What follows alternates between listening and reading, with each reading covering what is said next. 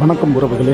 திருநாவலூரில் செயல்பட்டு வரும் இந்தியன் வங்கியில் சேவை குறைபாடு என வாடிக்கையாளர்கள் குற்றச்சாட்டு.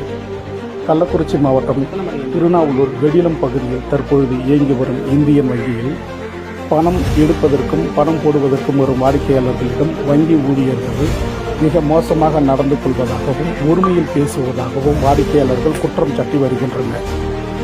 வாடிக்கையாளர்கள் வங்கியில் அடகு வைத்துள்ள நகைகளை மீட்டு திரும்ப வைக்கும் நிலையில் தற்பொழுது உள்ளதால் வங்கி பணத்தையே 1 லட்சம் ரூபாய்க்கு 1000 ரூபாய் என பெற்றுக்கொண்டு வங்கி பணத்தையே மீட்டர் வட்டிக்கு விடுவதாகவும் சமூக ஆர்வலர்களும் வாடிக்கையாளர்களும் குற்றம் சாட்டி வருகின்றனர்.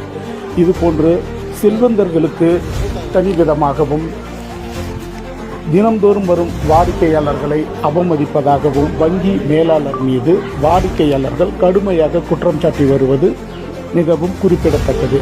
இது குறித்து இந்திய ரிசர்வ் வங்கி இந்தியன் வங்கியின் மீது நடவடிக்கை எடுக்க வாடிக்கையாளர்கள் கோரிக்கை விடுத்துள்ளனர்.